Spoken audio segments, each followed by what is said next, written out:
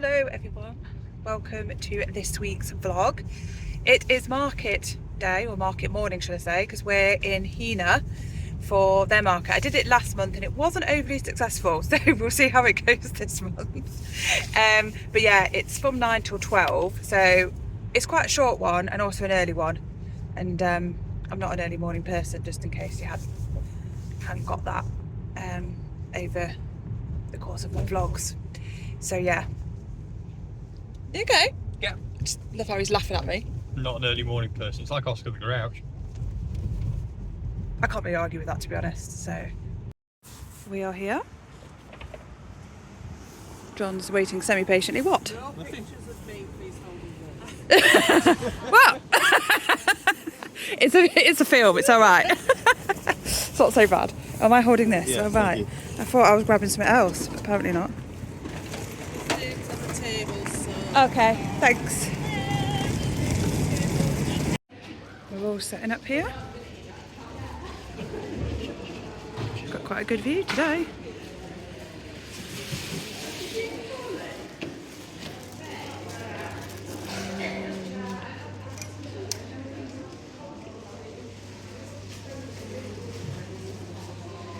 And then we have more around here as well.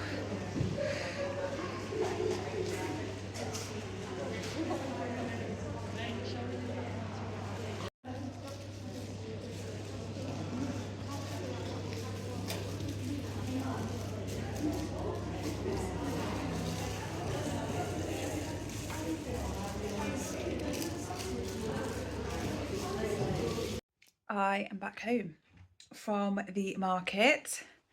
Got some tea. So I've just finished my lunch, but last month I was behind a stall, really cozy, with this business called the Crafty Witches, and they are three sisters do it and their sister-in-law, and three of them, the sisters, were there last month, and then their dad, who's local, came to visit as well, and basically I got adopted by them. So I'm now another sister. They've got like two other sisters as well and a brother, so they're quite a big family. And they adopted me, and last month their dad bought me a sandwich, a salad cob, because he knows I'm vegetarian, from like the that hot bread shop type thing that's local around the corner. And he wouldn't take any money for it, and he bought me this, and I was like, thank you very much. And then today, I wasn't with them, but we were both there. So obviously we came and visited each other, and he came to say hi, and he brought me a sandwich again. He just brought it over, the salad cob, because he knows that's the one I have. He's so cute, honestly. So it was really lovely to see them again, and I was next to a different stall this time, and the two ladies that are on there are a mother and daughter, and they do natural bath bombs, like aromatherapy things like massage oils, all sorts of stuff that they've got on there, but it's all natural, and she's vegetarian as well like me, and her stuff's vegan, and they don't have much plastic, if any plastic, in their products. So yeah, we got on like a house on fire. We're both into crystals and stuff as well, so yeah, we're now best mates. Apparently she's now coming next month as well, so yeah, I've got a little community going on there. I didn't count how many melts I've actually sold. I'm now trying to count. I did better than last month, but it's still not amazing. But for £6, and the fact that it's just such a lovely like fair, and it's only a short space of time, to be honest, I don't mind. I just quite like going. It's quite a nice little morning, having a chat, and I've got another couple of possible leads. I saw a lady there that I was at the Long Eaton market. I don't know whether you saw this, at Christmas last year, and she was there, and she's the one that told me about the Heanor market, and she was there this month, so that was nice, and she bought for me, so it was really nice to see her again as well. She came with her daughter, who really likes wax melts, and yeah, and she had some really lovely things to say about my wax melts. She said they last really long time, have a good scent throw, and I love getting feedback like that. Like, most people say that of my melts, and I just love hearing that kind of positive feedback. You know, when you do your own business, it's nice to hear that kind of stuff even more. But yeah, so I've got a few other leads and stuff as well for possible future markets, and maybe a stockist or something. We'll see how it goes. But anyway, yeah, had a really nice time. Made a little bit more money than last time, so more than £4. Woohoo! I think it was a tenner this time I made. Hey, I'm going up. It's going in the right direction. It's not going down. Apparently also that market or fair, whatever, does better in the summer months. So that could be good. That could be one to do in the summer rather than this time of year. And also Christmas, and the month of Christmas is usually busy in these things. So here's hoping that that bit's quite busy too. So anyway, I'm going to finish my tea. And yeah, I've got some more things to show you, including my books. That ready in February, I'm going to do a little book review. So that'll be the next little video, I think. See you in a sec. I've just been cleaning the downstairs and I'm flipping sweating. Oh, so attractive. Anyway, I want to show you my reads of February and do like a little review. So there might be some spoilers in this, especially the first book I'm going to show you. But I think probably a lot of you have already read this one anyway, because like it's so popular. So I'm going to do these like I did last month and do them in ascending order. So starting with the one that I rated the least. So that one is, and I think it will surprise a few of you, Tomorrow and Tomorrow and Tomorrow by Gabrielle Zevin. So this is all over Book Talk, Bookstagram or whatever, raving about it, which is why I decided to give it a go. It was in like the 2 for whatever it is in Tesco's. So this was one of the books I got with that. Yeah, so to start off, it is extremely gaming based. It's all based around games basically. Now, I think I've played 2 games in my entire life. One of them was that 007 James Bond thing, like when Nintendo first came out at my friend's house when I was like a teenager. The second, I think I've played Mario Kart once or twice. So that is the extent of like my console or computer gaming or whatever. And they don't just have it as like a reference point or like a background thing. Like they build an entire company for gaming and they talk about it all the time. Like the programming, coding, everything. I hate it. I just find it so, I cannot tell you how boring that is to me. I'm just like, no. I was only about 20 pages in. I was like, I can't do this. But I almost didn't read it, didn't finish it. Because I just thought, it's so boring. It's just so boring. It also wasn't helped. There was 3 main characters, Marks, Sadie and Sam. I hated Sadie.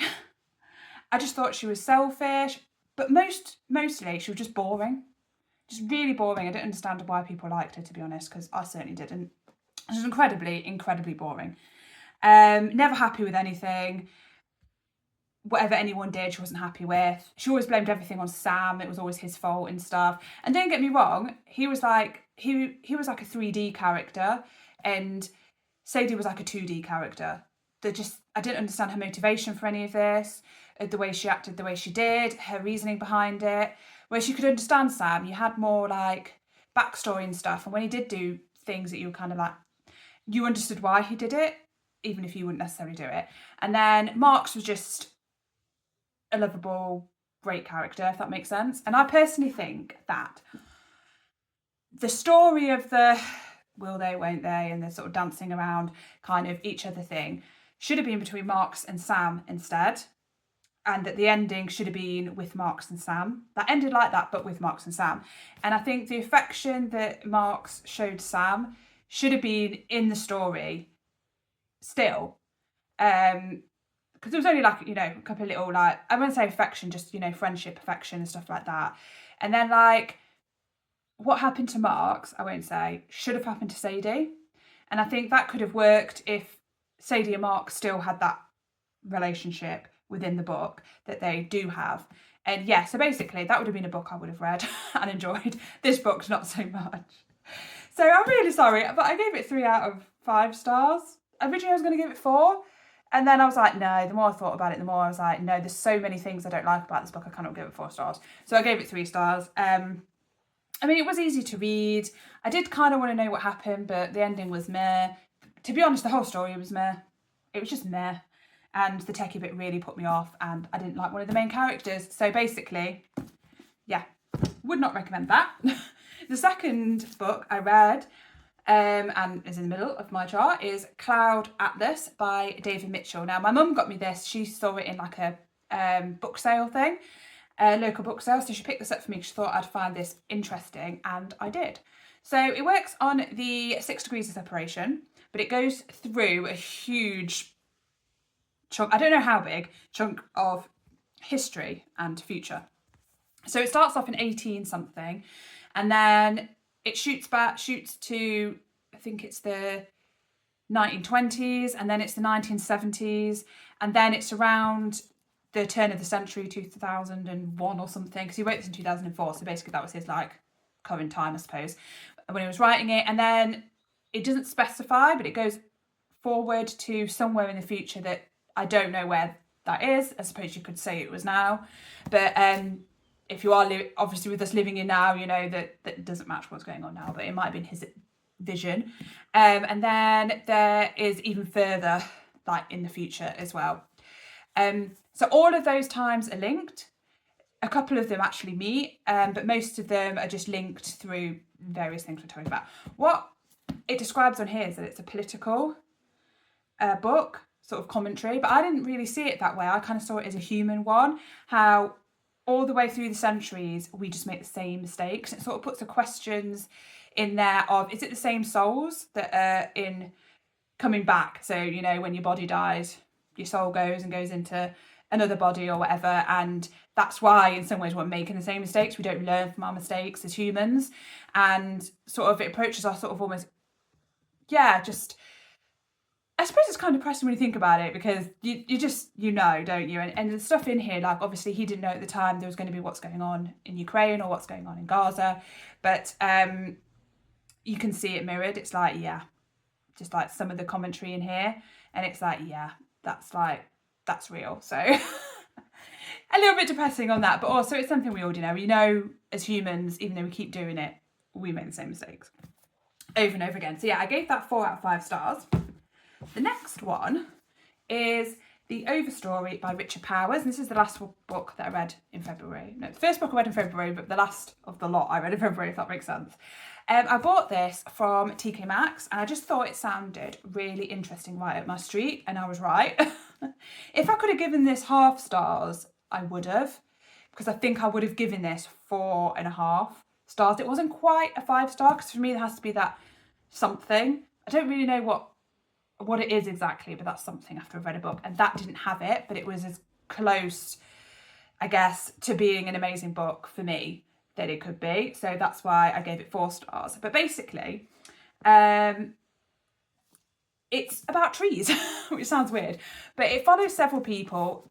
Quite a few of them end up meeting, but they all basically have a connection with trees, not just on a human level like we all do, because obviously, you know, the oxygen that we breathe, but also sort of the way the plants and animals and everything and how we're all connected. It kind of reiterates that, which I just find trees and nature and Mother Earth so fascinating, that it was right up my street. It sort of strengthened my sort of, I guess, ideas, if that makes sense, of what I sort of consider it humans being as a role within the world. A lot of its metaphors and similes were obviously tree related, but not stretched, if that makes sense. You know, when you feel like it's forced and they're just trying to make a metaphor using a tree on a really tenuous sort of line. It wasn't like that. It didn't feel like that. There's some absolutely beautiful writing in here as well. The characters are all 3D. You got background and everything, and it's sort of, I just really enjoyed that, and the connection that they had with trees for all sorts of reasons. One had his life saved by a tree. He literally fell into a tree from the sky when he was like in the armed forces. There was another one whose family planted a tree for each one of their children, and one of their children is in this book.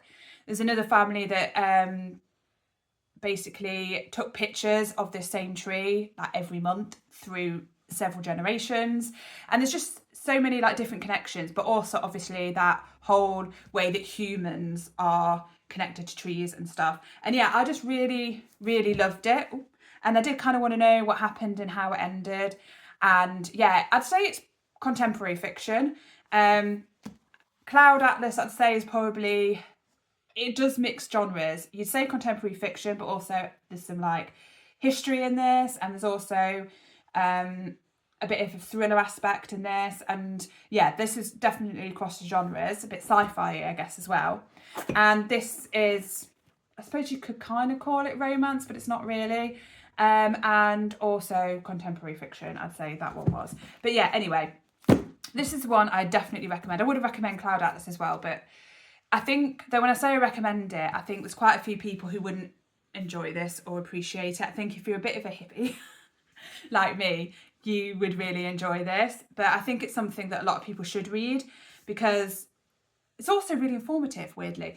Maybe, I don't know, but not in a forced, like you're reading a, you know, an actual history book or a nature book. It is a novel, but it does have some interesting things about trees, about, you know, how trees communicate through the roots and through their roots and things like this. And I found that really interesting as well. And it definitely made me think differently about trees. And I'm going to really argue with John about cutting down a tree at the bottom of our garden, which I've already been annoyed at him about wanting to do anyway, and said that I didn't want him to do it. But he said it's in the way. And I'm like, well, technically we're in the way. Anyway, that's a different debate. So anyway, so yeah, so I'm going to feel a lot of guilt because he's pretty determined. But anyway, so yeah, it was really good. And I like the way as well, because obviously this was made out of a tree. They've got the sort of things that they've done to sort of counteract that and basically and all that kind of thing. And yeah, and obviously, I don't know if it's made of recycled paper though. That would be a good thing to do, wouldn't it? So you're not cutting down another tree. Would be a good start, but I don't know whether that is... and only using cover boards and recyclable and certified all types. Yeah, I don't know. That would have been a good thing, wouldn't it, to start doing books on recycled paper and things like that. But I guess I don't know how that would work. Or bamboo paper. That would help. Anyway, I digress. So yeah, I would definitely recommend The Overstory and Cloud Atlas. But for me, Tomorrow and Tomorrow and Tomorrow was not a good book. Please don't hate me.